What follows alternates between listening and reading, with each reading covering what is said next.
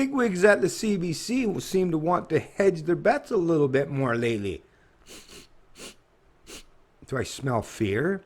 Like I say, seems like they're trying to play more than one side of the fence, right? Because they probably see what's coming down the pipe. And if a government actually does come to power and defunds the CBC, holy shit. I mean, yeah, holy shit would they ever have to. I mean, think about the devastation that it would bring to that organization. I mean, when they can now steal and plunder the Canadian tax serfs to the tune of $1 billion+ a year to keep propagating this bullshit, that's a fucking lot of money, right? So if things ever get to the point where you can't really afford things, the CBC privatizing is probably going to be put on the block, right, to be axed, right? So like I say, it looks like they're trying to hedge their bets, because I have seen that recently, they've allowed a few opinion pieces. Now, it's not come from their editorial board or anyone that's that part of the establishment, but they're at least letting a little bit of trickle of opinion pieces come in, maybe to test the waters, see how it goes, test public opinion. Anyways, this is in reference to an opinion piece by Andrew McDougall. When journalists join the dark side, like I say, Andrew McDougall. How dark is the future of journalism? It's so dark, journalists are joining the very place in which they are paid to throw shade, the government. So think about it. The whole point, the whole premise of the fifth estate or journalism is to be adversarial. That was kind of the pretense. Is really, you should never give anyone any pretense of having authority over an entire geographical landmass. But the pretense back when they come up with these fucking stupid statist concepts is, we'll do that, but to hold them to account, we'll have news people and media personalities and journalists that will and there'll be adversaries and hold your government officials to account and make sure that they're doing what they said they're supposed to do, right? But in reality, they don't. They've become the propagandists, or maybe they even were back in the day. Maybe that relationship has been up and down and in and out in many different forms over the course of Canada's 150 years of existence. But in the modern era that we're living in today, they're just basically the propagandists, the talking points arm of the government. And this has just proven that even more. So the latest move to the dark side, Postmedia columnist Michael Dentant, who announced he was leaving his post on February 10th, only to join Team Trudeau a couple of weeks later to pen more words about Canada-U.S. relationship. So yeah, if you're supposed to be the adversary to government, and then you join government, yeah, like don't fucking pretend. Once you've done that, don't pretend that you actually are trying to hold the government to account when you jump in the fray, right? I mean, yeah. And Michael Dentant, I think I know the name very well, and I've probably called that dumbass out on many occasions before. So I guess he figures, yeah, I'm a piece of shit in the private sector. Nobody wants to listen to my rhetoric anymore. So I'll go to the government where they can use force and mysticism and the threat to get my paycheck, right? The Canadians might not want to pay my paycheck in the private sector, but if I can use the bureaucracy of government to steal so I can get a paycheck, well, I feel much more comfortable, right? It's been a steady stream of late out of the parliamentary press gallery. Dentant joins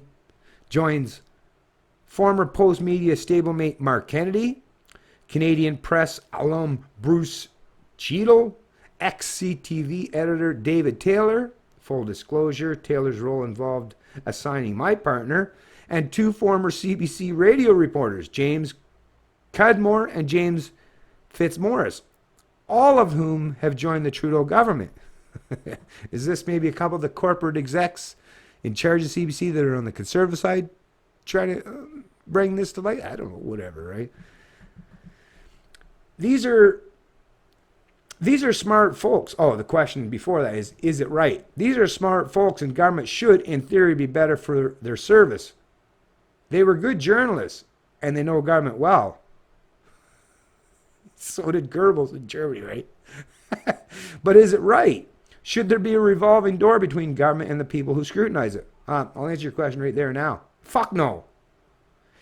It's a question I imagine conservative leadership contenders will be asking in their latest fundraising missives. What more proof does one need that the media party exists and that it wears red? Well, I mean, if you're alive, if you got a pulse and you pay attention to the media in Canada and you actually have an objective brain, even slightly, even remotely, then you understand, yeah, there's a media party. And yeah, it's the Liberal Party, right? Or even actually, see, this is the thing. They even were for the Conservatives because the media party will join, but this is like I say, whether they join with the Liberals now or the Conservatives when they're in power, it's still once again, they're not being the adversaries of what the whole point of journalism is not to be cozy or have a good relationship with government, to be adversaries. Listen to Glenn Greenwald, one of the few journalists in the Western world that actually does what he's supposed to do.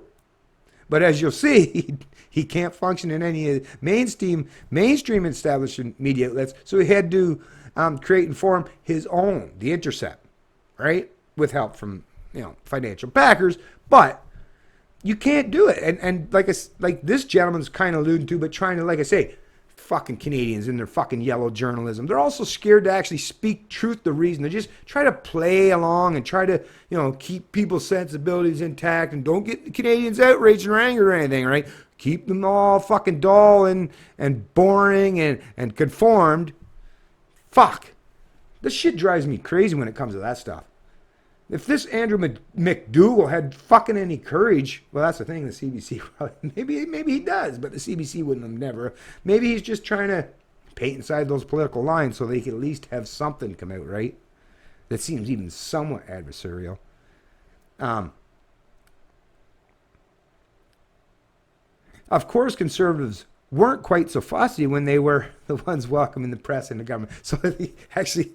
See, right? So when the conservatives, of course, but that's the thing. The media should never, there should never be, ever, any time where someone in media that's supposed to be adversarial to the government, if they join government, like, come the fuck on now.